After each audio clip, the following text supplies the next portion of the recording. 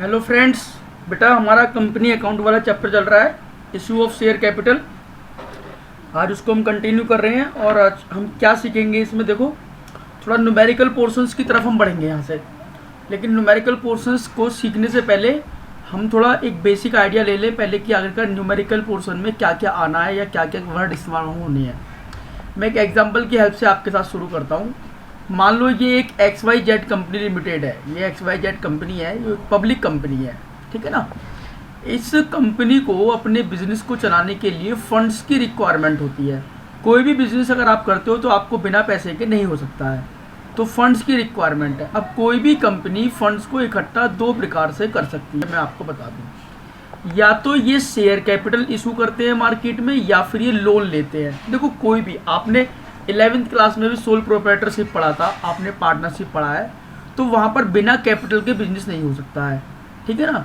यहाँ पर कंपनियों में ये शेयर कैपिटल होती है। अब आप कहोगे सर शेयर कैपिटल क्यों होती है? बेटा बात सुनिए, कंपनी को पैसा इकट्ठा करने के लिए बहुत मोटे फंड्स की रिक्वायरमेंट होती है। मैं आपको बता दूं, कई बार तो पब्लिक कंपनियों को करोड़ों रुपए में ज़रूरत होती है, कई कई हज़ार करोड़ रुपए की ज़रूरत होती है। तो ये जो बड़ी बड़ी कंपनियां होती हैं, टाटा, रिलायंस, बिरला, ये सब जो बड़ी बड़ी कंपनियां हैं, ये लोग क्या करते हैं, ये मार्केट में पब्लिक के पास जाते हैं, पब्लिक को अप्रोच करते हैं कि आप हमारी कंपनी में पैसा लगाओ। मैंने आपको लास्ट वीडियोज़ में समझा भी रखा है कि कंपनियां मार्केट में एक प्रॉस्पेक्टस इशू कर देती हैं अपना, और उसमें बताती हैं कि हम क्या बिजनेस करेंगे, हमें कितने रुपए की रिक्वायरमेंट है, हम ये पैसा किस तरीके से मांग रहे हैं पब्लिक से। पब्लिक भी इंटरेस्टेड होती है कंपनियों में पैसा लगाने में। क्यों? क्योंकि कंपनियों से पब्लिक को एक अच्छा खासा रिटर्न मिलता है, बैंकों से ज़्यादा रिटर्न मिलता है कंपनियों में पैसा लगाने से। देखो पब्लिक को क्या चाहिए, पब्लिक को अपने पैसे पर रिटर्न चाहिए, रिटर्न यानी कि मुनाफा, प्रॉफिट। तो हम लोग क्या करते हैं, हम लोग बैंकों में पैसा जमा करते हैं, लेकिन बैंक हमें उतना अच्छा रिटर्न नहीं देते, उतना अच्छा इंटरेस्ट नहीं देते। तो हम लोग कंपनियों में पैसा लगा देते हैं, कंपनियों में शेयर्स खरीद लेते हैं। तो कंपनियों में शेयर्स लगाने से हमको वहाँ से रिटर्न अच्छे मिलते हैं। हाँ, ये बात जरूर आपकी ठीक है कि वहाँ थोड़ा रिस्क ज़्यादा होता है, क्योंकि अगर कंपनियां किसी वजह से बिजनेस फ्लॉप कर गई या कंपनियां नहीं चल पाई तो हमें घाटा हो जाएगा, हमें नुकसान हो जाएगा, हमारा पैसा मर भी सकता है। तो मैं आपको ये बता दूं कि कंपनियां जो करती हैं ना, अपने कैपिटल को टुकड़ों में बांट देती हैं। जैसे एक बहुत सिंपल सा एग्जांपल मैं आपको देता हूं। अगर बाजार में कोई तरबूज बेचने वाला है, तो वो एक साबुत तरबूज, मान लो करीब वो 8-10 किलो का तरबूज है, उसको लगता है कि मेरा ये तरबूज नहीं बिक पा रहा है, 10 किलो का तरबूज है, वो मार्केट में नहीं बिक पा रहा है। और अगर मान लो आपका तरबूज खाने का मन है, तो आपकी जेब में इतने पैसे नहीं है कि आप वो पूरा तरबूज खा लें या ले लें, खरीद लें। तो उसका एक तरीका क्या निकल के आता है, वो जो तरबूज वाला है क्या करता है, उस तरबूज के टुकड़े कर देता है और 10-10 रुपये की प्लेट बना लेता है। तो अब क्या होगा कि अब उसका तरबूज ईजिली बिक जाएगा, क्योंकि बाजार में ऐसे बहुत सारे कस्टमर जो तरबूज खाना चाहते हैं, लेकिन उनकी जेब इतने अफोर्ड नहीं करती कि वो पूरा तरबूज ले लें। तो अब क्या करेंगे, जिसको जितना तरबूज खाना है वो उतने पैसे देगा तरबूज वाले को और खा लेगा। मान लो आपका 20 रुपये का तरबूज खाने का मन है, तो आप 20 रुपये की 2 प्लेट लेके खा लेंगे। आपका 10 रुपये का मन है तो आप 10 रुपये की 1 प्लेट लेके खा लेंगे। आपका 50 रुपये का 5 प्लेट खाने का मन है तो आप 5 प्लेट लेके खा लेंगे। पूरा तरबूज, देखो दोनों का काम हो गया, उसका तरबूज बिक गया, आपको भी तरबूज मिल गया। तो कुल मिला के बात यही है कि ये एक ऐसी सिचुएशन है, ये शेयर कैपिटल भी ऐसी होती है कंपनियों की।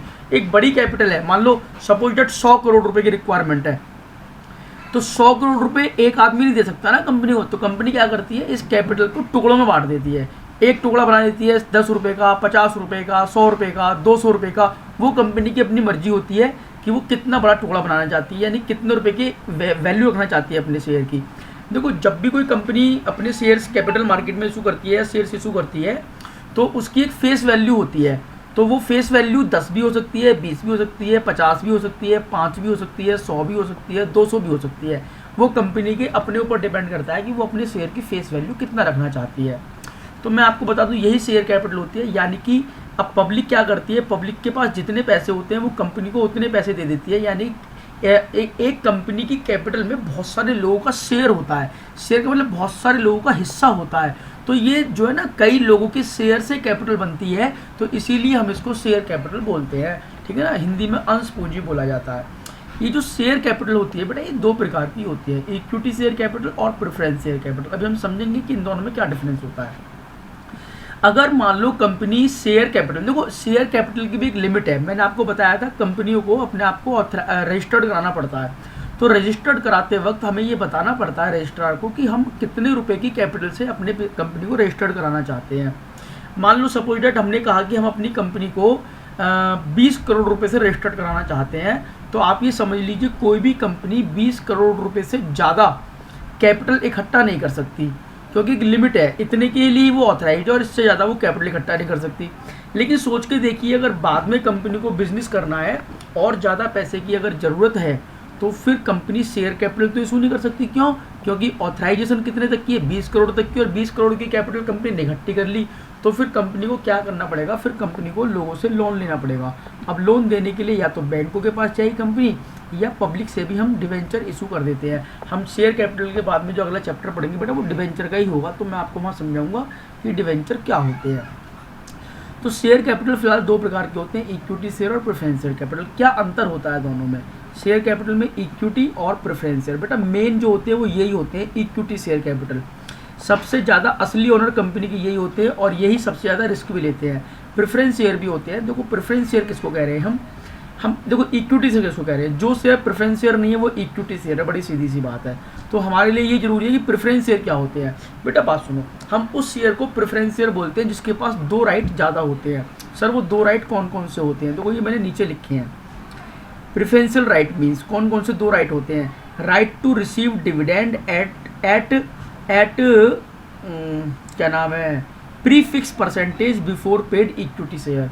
बिफोर पेड इक्विटी शेयर कह रहे हैं कि ऐसा शेयर जिसको डिविडेंड पाने का अधिकार है, right to receive dividend at a pre fix percentage. देखो प्रेफरेंस शेयर जो होता है ना बेटा, उसका जो डिविडेंड का रेट होता है। अब आप कहोगे सर डिविडेंड क्या होता है? बेटा बात सुनो, ये जो पब्लिक होती है, पब्लिक कंपनी को क्या देती है? पैसा देती है। तो कंपनी बदले में पब्लिक को क्या देती है? प्रॉफिट में से हिस्सा देती है। कंपनियां प्रॉफिट को डिवाइड कर देती है, तो उसी को हम डिविडेंड बोलते हैं। तो जो प्रेफरेंस शेयर होते हैं ना, प्रेफरेंस शेयर का जो डिविडेंड का रेट होता है वो पहले से फिक्स होता है, प्री फिक्स होता है। जैसे कि 10% preference share, 15% preference share, 18% preference share, 8% preference share, तो पहले से प्री फिक्स होता है। तो उस रेट से जो डिविडेंड मिलता है ना प्रेफरेंस शेयर को, वो इक्विटी शेयर होल्डर से पहले मिलता है, बिफोर पेड इक्विटी शेयर। यानी कि इक्विटी शेयर होल्डर को पेड करने से पहले प्रेफरेंस शेयर होल्डर को डिविडेंड मिलता है। तो ये जब ऐसा राइट किसी शेयर होल्डर के पास है तो हम कहते हैं कि वो प्रेफरेंस शेयर है। और दूसरा राइट क्या होता है? Right to receive repayment of capital at time of winding up before equity share. तो जब अगर मान लो किसी वजह से ये कंपनी जो है ये वाइंड अप में चली जाए, वाइंड अप का मतलब ये कंपनी बंद होने के कगार पर आ जाए, 10 साल बाद, 20 साल बाद, 50 साल बाद, कभी भी, तो जब ये कंपनी बंद होती है तो कंपनी के बंद होने पर जो कंपनी की असेट्स होती है उनको बेच करके पेमेंट करी जाती है। किनको? शेयर होल्डर्स, क्या नाम है, जो कंपनी के क्रेडिटर्स होते हैं उनको पेमेंट करी जाती है। कंपनी की से लोन ले रखा है उनको पेमेंट करी जाती है। कंपनी ने डिवेंचर इशू कर रखे हैं उनको पेमेंट करी जाती है। टैक्सेस की पेमेंट करती हैं कंपनियां, असेट्स को बेच करके बहुत सारी पेमेंट करती हैं। तो उन्हीं पेमेंट लेने वालों में इक्विटी शेयर भी खड़े होते हैं और प्रेफरेंस शेयर भी खड़े होते हैं। यानी कि अगर किसी के पास इक्विटी शेयर है तो वो भी लाइन में खड़ा हुआ होगा, किसी के पास प्रेफरेंस शेयर है तो वो भी लाइन में खड़ा हुआ होगा। मैं कब की बात कर रहा हूँ? जब कंपनी बंद हो रही होगी। तो आप ये समझ लो लाइन में इक्विटी शेयर से पहले प्रेफरेंस शेयर खड़े होंगे। यानी कि अगर कंपनी बंद होती है तो सबसे पहले पैसे प्रेफरेंस शेयर होल्डर को मिलेंगे, इक्विटी शेयर होल्डर को बाद में मिलेंगे। तो हम ये कहते हैं कि अगर किसी के पास ये 2 राइट है, एक तो डिविडेंड पहले पाने का राइट और वाइंड अप के समय पर कैपिटल पहले पाने का राइट, तो हम कहते हैं कि वो प्रेफरेंस शेयर होल्डर है। तो इसको हम बोलते हैं राइट टू रिसीव, देखो जरा, right to receive repayment of capital at the time of winding up, winding मैंने बंद करते समय, बिफोर इक्विटी शेयर, तो उसको हम कहते हैं प्रेफरेंस शेयर, जिसके पास प्रेफरेंशियल राइट होता है और वोटिंग पावर नहीं होती है। बेटा इक्विटी शेयर होल्डर के पास कोई प्रेफरेंशियल राइट नहीं होता लेकिन वोटिंग पावर होती है, और प्रेफरेंशियल होल्डर के पास वोटिंग पावर नहीं होती है। सर ये वोटिंग पावर क्या होती है? बेटा बात सुनो, कोई भी कंपनी जब बनती है ना तो कंपनियों की जो शेयर होल्डर होते हैं उनकी एक एनुअल जनरल मीटिंग होती है, साल के अंत में एक मीटिंग होती है शेयर होल्डर्स की। तो उस शेयर होल्डर्स की मीटिंग में केवल और केवल इक्विटी शेयर होल्डर्स को बुलाया जाता है, प्रेफरेंस शेयर होल्डर्स को नहीं बुलाया जाता है। यानी कि कंपनी फ्यूचर में क्या करेगी, क्या नहीं करेगी, कौन मैनेजमेंट देखेगा, कौन सीए होगा कंपनी में, इन सारी बातों का डिसीजन जो लिया जाता है वो वोटिंग के आधार पर लिया जाता है कि किसको हम डायरेक्टर बनाएं, किसको सीए बनाएं, कंपनी क्या बिजनेस शुरू करे, क्या ना करे, कितना डिविडेंड बांटें, कितना डिविडेंड ना बांटें। तो ये सारे जो राइट होते हैं ना वो इक्विटी शेयर होल्डर के पास होते हैं। इक्विटी शेयर होल्डर उसमें वोटिंग करते हैं, तो वोटिंग के आधार पर ही कंपनियों के कोई भी डिसीजन लिए जाते हैं। तो इसमें जो वोटिंग राइट होता है वो केवल इक्विटी शेयर होल्डर के पास होता है, प्रेफरेंस शेयर होल्डर के पास वोटिंग राइट नहीं होता। आई होप आपको यहाँ तक की बात क्लियर हो गई होगी कि इक्विटी शेयर कौन होते हैं, प्रेफरेंस शेयर कौन होते हैं, कंपनी की शेयर कैपिटल क्या होती है। अब चलिए नेक्स्ट चलते हैं। देखो जरा, types of share capital, types of share capital from accounting point of view. देखो from accounting point of view, तो अकाउंटिंग पॉइंट ऑफ व्यू से शेयर कैपिटल कितने प्रकार की होती है बेटा? 3 प्रकार की, मोटे मोटे तौर पर। Authorise share capital, issued share capital और सब्सक्राइब्ड शेयर कैपिटल। अब मैं आपको समझाता हूँ ऑथराइज क्या होती है। देखो बात सुनो, ऑथराइज शेयर कैपिटल को हम नॉमिनल शेयर कैपिटल ही बोलते हैं और रजिस्टर्ड शेयर कैपिटल ही बोलते हैं। यानी कि जब कंपनी ने अपने आप को नॉमिनी करवाया या रजिस्टर्ड कराया तो उस कैपिटल को हम बोलते हैं ऑथराइज, यानी कि कंपनी इतने रुपए तक का बिजनेस करने के लिए ऑथराइज्ड है। तो क्या लिखा है देखो, it is the maximum amount that a company can raise a share capital, यानी कि ये वो मैक्सिमम अमाउंट है जो कंपनी रेज कर सकती है as a share capital, market से इतना पैसा उठा सकती है। ऑथराइज्ड कैपिटल से ज़्यादा कंपनी कभी भी अपने शेयर मार्केट में इशू नहीं कर सकती, ये बात ध्यान रखना। फिर होती है भैया इश्यूड शेयर कैपिटल, यानी कि ऑथराइज शेयर कैपिटल का वो part, it is the part of authorise share capital which is issued for subscription. बेटा बात सुनो, कंपनी को पैसा इकट्ठा करने के लिए लोगों को अप्रोच करना होता है, पब्लिक को अप्रोच करना होता है, पब्लिक को सब्सक्रिप्शन के लिए कहना होता है। किसके थ्रू कहती है बेटा? एडवर्टीजमेंट करती हैं कंपनियां मार्केट में अपना कि हम अपने शेयर निकाल रहे हैं, आईपीओ निकाल रहे हैं, इसको बोलते हैं इनिशियल पब्लिक ऑफर। बहुत एडवर्टीजमेंट आते हैं, जो लोगों के डीमैट अकाउंट खुले हुए होते हैं ना, जैसे बैंक में अकाउंट खुलता है हम उसमें पैसे का लेन देन करते हैं, वैसे ही बैंकों के थ्रू ही डीमैट अकाउंट खुलते हैं, उनके थ्रू हम शेयर्स की सेल परचेज करते हैं। तो जिन लोगों के डीमैट अकाउंट होते हैं ना, उन लोगों के पास ये इस तरह के मैसेज आते रहते हैं कि कौन कंपनी अपना आईपीओ निकाल रही है, कौन कंपनी अपना आईपीओ नहीं निकाल रही, किस तरीके की पोजीशन चल रही है। या कई बार आप लोगों की मेल आईडी पर भी बहुत सारे ब्रोकर्स की लिस्ट पड़ी रहती है कि आप अगर कंपनी में पैसा लगाना चाहते हैं, कहीं पैसा इन्वेस्ट करना चाहते हैं तो हमसे संपर्क करें, हमसे मिलें। तो होता क्या है ना कि लोगों को अप्रोच करते हैं। तो ऑथराइज कैपिटल में से जितनी कैपिटल के लिए आपने अप्रोच करा, यानी कि जितनी कैपिटल आपने ऑफर करी पब्लिक को, तो जितनी आपने ऑफर करी उसको हम बोलते हैं issued share capital. It is the part of authorise share capital which is issued for subscription. बेटा सब्सक्रिप्शन क्या होता है? आप देखो बड़ी सीधी, सब्सक्रिप्शन तो आप लोग जानते हो, अब आपके लिए बहुत फैमिलियर वर्ड है। हॉटस्पॉट, ये जो आपका हॉटस्टार डिज्नी चलता है चैनल, इसका भी सब्सक्रिप्शन आपको लेना पड़ता है। आप अपना डिश टीवी रिचार्ज कराते हो, उसका सब्सक्रिप्शन आपको लेना पड़ता है 1 महीने का।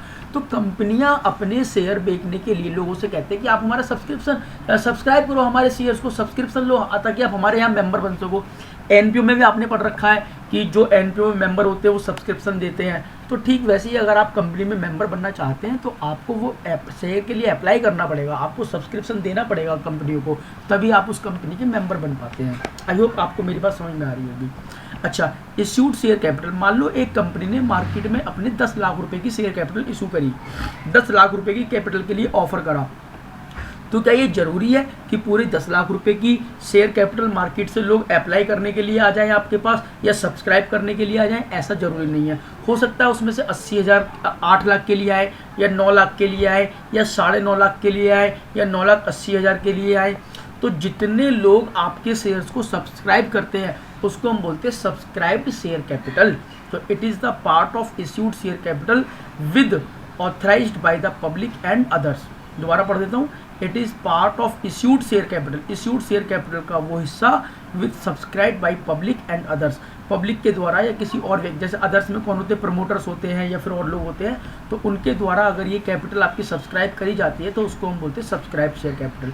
सब्सक्राइब शेयर कैपिटल में फर्दर 2 पार्ट होते हैं जो मैंने यहाँ लिखे नहीं है, लेकिन हम लेटर ऑन उनको डिस्कस करेंगे। Subscribe and fully paid up, subscribe but not fully paid up, तो उसके बारे में भी हम डिस्कस करेंगे, लेकिन आगे आने वाली वीडियोज़ में हम डिस्कस करेंगे उसके बारे में। इसके बाद मैंने लिखी है यहाँ पर कॉल्ड अप कैपिटल। बेटा कॉल्ड अप क्या होती है? देखो मेरी बात सुनो, मैं आपको समझाने की कोशिश करता हूँ। मान लो एक शेयर है कंपनी का 10 रुपये का, और कंपनी इन 10 रुपये के शेयर्स को टुकड़ों में मांगती है। सपोज डैट 3 रुपये, 2 रुपये, 3 रुपये और 2 रुपये, ठीक है ना। तो ये ऐसे करके मांग लेती हैं एप्लीकेशन पर, अलॉटमेंट पर, फर्स्ट कॉल पर या फाइनल कॉल पर, इस तरीके से। तो जितने रुपए आपने मांग लिए हैं टुकड़ों में, अगर आप मांग रहे हैं इंस्टॉलमेंट में, तो जितने रुपए आपने मांग लिए हैं उसको हम बोलते हैं कॉल्ड अप कैपिटल। और अगर आपने कोई पैसा नहीं मांगा है तो उसको हम बोलते हैं अनकॉल्ड कैपिटल, ठीक है ना। तो एक होती है पेड अप कॉल्ड कैपिटल। अब मान लो आपने मांगे कितने, 3, 2 5 और 2 7, तो ये कॉल्ड अप कैपिटल है। लेकिन अभी तक लोगों ने केवल आपको 5 रुपये ही दिए हैं, 7 रुपये आपने मांगे लेकिन 5 रुपये दिए हैं, तो उसको हम बोलते हैं पेड अप शेयर कैपिटल। ये देखो, तो कॉल्ड अप क्या होती है, part of subscribe share capital which is called, यानी कि 10 रुपये में से अगर आपने 7 रुपये मांगे हैं तो वो आपका क्या है, सब्सक्राइब शेयर कैपिटल का जो वो हिस्सा जो आपने मांग लिया है। पेड अप शेयर कैपिटल यानी कि वो हिस्सा कॉल्ड अप कैपिटल का जो अभी तक पेड हो चुका है, उसको हम बोलते हैं पेड अप शेयर कैपिटल। अब ये हम जब क्वेश्चनों में आ जाएंगे ना तो और डिटेल में हम इसके न्यूमेरिकल पोर्शन को समझेंगे, तो आप घबराएं ना प्लीज़। फिलहाल आप इसको ऐसे ही समझ लें कि यहाँ भी कॉल्ड अप कैपिटल जितनी भी, मान लो आपने 8 लाख रुपए की कैपिटल मांग ली, तो आपने पब्लिक से मांगी 8 लाख की, तो वो क्या कॉल्ड अप कैपिटल है हमारी। लेकिन पब्लिक ने केवल अभी आपको 7.5 लाख रुपए ही दिए हैं, 50,000 रुपये अभी कुछ लोग ऐसे हैं जिन्होंने आपको दिए नहीं हैं, तो 7.5 लाख जो आपको मिल चुके हैं वो आपकी पेड अप कैपिटल है। अच्छा, अब जैसे कि आपने मार्केट में इशू करी 10 लाख की कैपिटल, 10 लाख में से आपने 8 लाख की मांग ली, तो जो 8 लाख मांगी वो क्या है, कॉल्ड अप। लेकिन जो 2 लाख रुपए अभी आपने मांगे नहीं है वो क्या है, अनकॉल्ड कैपिटल। बट एक्चुअल में ना हमने 10 लाख इशू करी लेकिन हम उसको टुकड़ों में मांगते हैं, तो अभी तक 8 लाख मांगे, 2 लाख मांगे ही नहीं है, तो कोई बात नहीं, वो अनकॉल्ड कैपिटल है। तो यही लिखा हुआ है ना, part of subscribe share capital which is uncalled that is not called for, यानी कि जो आपने अभी तक मांगी नहीं है। तो आई होप ये समझ में आ गया होगा। नेक्स्ट चलते हैं, देखो जरा, company can collect the share capital, company अपने कैपिटल को कलेक्ट कर,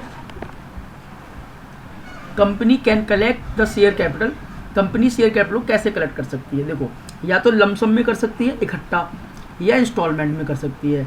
मान लो कंपनी को 10 लाख रुपए की ज़रूरत है और वो कहती है नहीं हम 10 लाख रुपए पब्लिक से एक बार में ही मांगेंगे, तो वो ऐसा कर सकती है, कोई दिक्कत नहीं है लमसम में। तो all the money can raise at the time of application, यानी कि एप्लीकेशन के वक्त ही वो सारा पैसा मांग लेती हैं। देखो मैं आपको बताऊंगा अभी कि अगर कंपनी इंस्टॉलमेंट में पैसा मांगती है तो कैसे कैसे मांगती हैं। देखो बात सुनो, मान लो एक शेयर है कंपनी का और उसकी वैल्यू है 10 रुपये, तो उसको हम बोलते हैं फेस वैल्यू या नॉमिनल वैल्यू, ठीक है ना। अब ये जो 10 रुपये की कॉस्ट है, 10 रुपये की जो फेस वैल्यू है, कंपनी इसको कैसे मांग सकती है, एप्लीकेशन पर, अलॉटमेंट पर या कॉल्स पर। 3 स्टेज होती है बेटा पैसा मांगने की। एप्लीकेशन क्या होती है मैं आपको समझाता हूँ। जब कंपनियां मार्केट में अपने शेयर इशू कर देती हैं तो पब्लिक को ये बोलती हैं कि आप में से जितने भी लोग शेयर खरीदना चाहते हैं वो हमको शेयर्स के लिए अप्लाई करें, ठीक है ना। और अप्लाई करते वक्त आप हमें कुछ पैसा भेज दें। मान लो 10 रुपये में से कंपनी ने ये कहा कि आप हमें 3 रुपये एप्लीकेशन पर भेज दें, तो पब्लिक ने लोगों से ये कहा कि भैया आप हमें 3 रुपये भेजो, तो उसको बोलते हैं एप्लीकेशन मनी, यानी कि अप्लाई करो आप शेयर के लिए हमारे पास में। तब कंपनी सोचती है कि पब्लिक को किसको शेयर देने, किसको शेयर नहीं देने हैं, तो यानी कि पब्लिक को अप्लाई करना पड़ता है, तो उसको बोलते हैं एप्लीकेशन, ठीक है ना। अच्छा, यहाँ पर एक बात बता दूँ, अगर 10 रुपये का शेयर है तो कंपनी को कम से कम 2.5 रुपये मांगना पड़ता है बेटा इशू प्राइस का। अगर मान लो 10 वाला शेयर आप 10 का ही दे रहे हो तो आपको कम से कम 2.5 रुपया मांगना पड़ेगा इशू प्राइस का, जो भी इशू प्राइस है, यानी कि 10 का शेयर आपने 10 में इशू कर दिया मार्केट में, तो as per SEBI guideline, SEBI ये कहता है कि भाई कम से कम 2.5 रुपये तो आपको मांगने ही पड़ेंगे एप्लीकेशन पर, इससे कम आप नहीं मांग सकते। यहाँ पर कंपनी ने 3 रुपये मांगे, कोई दिक्कत नहीं है, तो एप्लीकेशन पर 3 रुपये मांगे। अब कंपनी कहती है कि जब हम आपको शेयर डिस्ट्रीब्यूट करेंगे, जब हम आपको शेयर बांटेंगे, अलॉट करेंगे, आवंटन करेंगे, तब आप हमें 2 रुपये दे देना। तो एक स्टेज होती है एप्लीकेशन की, दूसरी स्टेज होती है अलॉटमेंट की, और तीसरी स्टेज होती है बेटा कॉल्स की। अब ये कॉल मनी जो होती है ना, इसको मैक्सिमम आप 3 बार में मांग सकते हो, first call, second call, final call. मैं आपको बताऊं, कोई भी कंपनी अपने पैसे को 5 किस्तों में मांग सकती है, application, allotment, first call, second call, final call. 5 किस्तों से ज़्यादा किस्त नहीं बन सकती है, आप एक बात समझ लो, यानी कि 5 इंस्टॉलमेंट में कंपनी पैसा इकट्ठा कर सकती है मैक्सिमम। सर क्या 3 में कर सकती है? बिल्कुल 3 में कर सकती है। तो पहला हो गया एप्लीकेशन, दूसरा हो गया अलॉटमेंट, और तीसरा हो गया फर्स्ट एंड फाइनल कॉल। यानी कि अगर कंपनी चाहे तो फर्स्ट एंड फाइनल कॉल मांग ले, सेकंड एंड फाइनल कॉल मांगे, या first call, second call, final call मांगे। वो कंपनी की अपनी चॉइस है कि वो 3 बार में पैसा मांगती है, 4 बार में मांगती है, 5 बार में मांगती है, 2 बार में मांगती है, या 1 बार में ही पैसा मांग लेती है, यानी कि लमसम। तो मैं आपको बता दूं, जब भी कंपनी कॉल करती है तो कंपनी को कम से कम 1 महीने का टाइम देना पड़ता है शेयर होल्डर को 2 कॉल के बीच में। ऐसा नहीं है कि आपने फर्स्ट कॉल मांगी, उसकी ड्यू डेट हुई नहीं कि आपने दूसरी कॉल मांग ली, तो कम से कम 1 महीने का गैप आपको रखना पड़ेगा यहाँ पर। तो कंपनी कितनी बार? 5 बार में पैसा मांग सकती है, application, allotment, first call, second call, final call. अब ये जो हमारा है यहाँ पर, ये है हमारा accounting treatment. Accounting treatment company कैसे मांगती है, कैसे पैसा मिलता है, ये हमको इसकी अकाउंटिंग देखनी पड़ेगी। अच्छा, terms of issue of shares, यानी कि कंपनी किस तरीके से पैसा मांग सकती है। इशू प्राइस और फेस वैल्यू होती है कंपनी की। अगर फेस वैल्यू से इशू प्राइस इक्वल है, मान लो 10 रुपये का शेयर है, 10 रुपये में इशू करा, तो हम बोलते हैं कि पार पर इशू करा, यानी कि सम वैल्यू पर, कोई नुकसान नहीं, कोई फ़ायदा नहीं, 10 वाला शेयर 10 में ही दिया। लेकिन कंपनी का इशू प्राइस ज़्यादा है फेस वैल्यू से, मान लो कंपनी की फेस वैल्यू है 10 रुपये की और कंपनी का इशू प्राइस है 12 रुपये। बेटा ये जो 12 रुपये का है, इसको हम बोलते हैं प्रीमियम पर इशू करना। जिस कंपनी की गुडविल मार्केट में बहुत अच्छी होती है, मैं प्रीमियम आपको अलग से एक वीडियो में समझाऊंगा अलग से, ठीक है ना, लेकिन फिर भी आप यहाँ ये समझ लो कि जिन कंपनियों की गुडविल बहुत अच्छी होती है वो मार्केट में अपना शेयर महंगा बेचती हैं, ठीक है ना, तो उसको हम बोलते हैं इशूड एट प्रीमियम। अच्छा, अगर इशू प्राइस कम है फेस वैल्यू से, यानी कि अगर 10 रुपये का शेयर है और मार्केट में कंपनी का बिकता नहीं है, तो वो 9 रुपये का बेचने के लिए, 9.5 रुपये का बेचने के लिए मजबूर होती है, तो उसको हम बोलते हैं इशू एट डिस्काउंट। जिन कंपनी की गुडविल बहुत अच्छी होती है ना, लोग उनके शेयर को खरीदते नहीं है, तो वो क्या करते हैं, सस्ते में शेयर इशू कर देते हैं मार्केट में डिस्काउंट पर। तो मैं ये बता दूं आपको, आजकल कंपनियों ने इस तरह के डिस्काउंट पर शेयर इशू करने पर रोक लगा रखी है एज पर सेक्शन 53। ये मैंने कट लगा रखा है, एज पर सेक्शन 53 बनाई है। लेकिन हाँ, फिर भी सेक्शन 54 में एक एम्प्लॉय स्टॉक ऑप्शन प्लान होता है बेटा, जो हमारी कंपनी के एम्प्लॉय और डायरेक्टर होते हैं। अगर आप चाहते हैं कि आप अपने एम्प्लॉय और डायरेक्टर को अपनी कंपनी में ओनर बनाना चाहते हैं, उनको शेयर इशू करना चाहते हैं, तो आप उनको सस्ते में यानी कि डिस्काउंट पर शेयर इशू कर सकते हैं। उनको हम बोलते हैं स्वेट इक्विटी शेयर। क्या बोलते हैं उनको? Sweat equity share. देखो मैं आपको यहाँ लिख के दिखा देता हूँ, ईसॉप, स्वेट इक्विटी शेयर। या फिर आप अपने शेयर को रीशू जब करोगे, तो रीशू बताऊंगा मैं, रीशू क्या होता है आने वाले समय में हम समझेंगे। रीशू आप जब डिस्काउंट पर कर सकते हो, अदरवाइज आप डिस्काउंट पर अपने शेयर इशू नहीं कर सकते, ये बात आप ध्यान रखना, ठीक है ना। तो यहाँ तक हमने देखा थोड़ा सा थ्योरेटिकल पार्ट। अब हम देखो नेक्स्ट स्लाइड में, अच्छा देखो कैपिटल रिजर्व और रिजर्व कैपिटल क्या होता है ये भी आप समझ लो। बेटा बात सुनो, कैपिटल रिजर्व तो आपने 11वीं क्लास में मेरे से बहुत सुना है। इट इज़ ए रिजर्व, ये एक रिजर्व है जो कहाँ से बनता है, कैपिटल प्रॉफिट में से बनता है। लेकिन रिजर्व कैपिटल क्या होती है? बेटा बात सुनो, आप जो कैपिटल पब्लिक से मांगते हो, टुकड़ों में मांगते हो, जैसे 10 रुपये को आपने 5 बार में मांगा, 2-2 रुपये करके, तो अगर मान लो कोई पार्ट आपका अभी तक अनकॉल्ड है, मान लो आपने 10 रुपये में से 8 रुपये मांग लिए और 2 रुपये नहीं मांगे, और कंपनी ने ये डिसाइड करा, एक रेजोल्यूशन पास करा कि कंपनी ये 2 रुपये केवल और केवल कंपनी वाइंड अप के समय ही मांगेगी। जब कंपनी बंद होगी, जब उसको पैसे की जरूरत पड़ेगी ना, तभी कंपनी ये 2 रुपये की मांग करेगी, अदरवाइज कंपनी इस 2 रुपये की मांग नहीं करेगी। यानी कि ऐसी कैपिटल को हम बोलते हैं रिजर्व कैपिटल। तो ये क्या हुआ? It is a part of uncalled capital, ऐसी कैपिटल का पार्ट जो अभी तक आपने मांगी नहीं है। It is called in case there are insufficient fund at the time of winding up. जब कंपनी अगर ये किसी वजह से, खुदा ना खास्ता कोई कंपनी को बंद होने के लिए तो बनती नहीं है, लेकिन अगर मान लो कंपनी बंद होने की कगार पर आ जाए, तो उस समय पर कंपनी को पैसे की जरूरत पड़ती है, क्योंकि उसके पास फंड्स क्या होते हैं, इनसफिशिएंट होते हैं। तो कंपनियां ये डिसाइड कर लेती है कि भाई एक काम करते हैं, मान लो हमें 50 करोड़ रुपए की जरूरत है, तो एक काम करते हैं 5 करोड़ रुपए हम वाइंड अप के समय मांगेंगे। ऐसी कैपिटल को हम बोलते हैं रिजर्व कैपिटल। तो कैपिटल रिजर्व क्या है बेटा? ये प्रॉफिट होते हैं जो कैपिटल प्रॉफिट में से बनते हैं, रिजर्व। और रिजर्व कैपिटल क्या है कि कॉल्ड अप, जो सब्सक्राइब कैपिटल उसका वो हिस्सा जो अभी तक अनकॉल्ड है, उसको आप कब मांगोगे? उसको आप वाइंड अप के समय मांगोगे, जब कंपनी को जरूरत पड़ेगी तब, ठीक। अच्छा, एक होता है मिनिमम सब्सक्रिप्शन। ये क्या होता है बेटा? बात सुनो, जो रजिस्ट्रार होता है ना, रजिस्ट्रार हमें एक सर्टिफिकेट इशू करता है जब हम कंपनियों को रजिस्टर्ड करा लेते हैं। उसके बाद रजिस्ट्रार ये कहता है कि भैया बात सुनो, आपकी कंपनियों को बिजनेस स्टार्ट करने के लिए पैसे की ज़रूरत पड़ेगी, तो आप ये पैसा इकट्ठा करके लेके आओ मार्केट से, तो हमें ला के दिखाओ, फिर हम आपको एक सर्टिफिकेट इशू करेंगे कमिटमेंट ऑफ बिजनेस का, तब आप अपना बिजनेस स्टार्ट कर पाते हो। तो आप एक बात समझ लो, अगर मान लो किसी वजह से कंपनी उतना पैसा नहीं जुटा पाई कि बिजनेस स्टार्ट करने का सर्टिफिकेट मिल जाए, तो कंपनियां बंद भी हो जाती है बिना खुले ही। तो एक मिनिमम सब्सक्रिप्शन इकट्ठा करना पड़ता है कंपनी को, ताकि उसको बिजनेस स्टार्ट करने का सर्टिफिकेट मिल सके।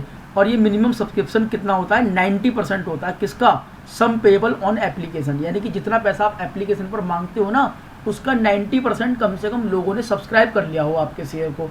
अगर 90% से कम लोग आपके शेयर को सब्सक्राइब करते हैं, तब आप क्या करोगे? तब आप शेयर अलॉट नहीं कर पाओगे। Can not allotted its shares. अगर आपने 90% of sum payable on application money का अगर आपने इकट्ठा नहीं करा, if not receive, company can not allotted its shares.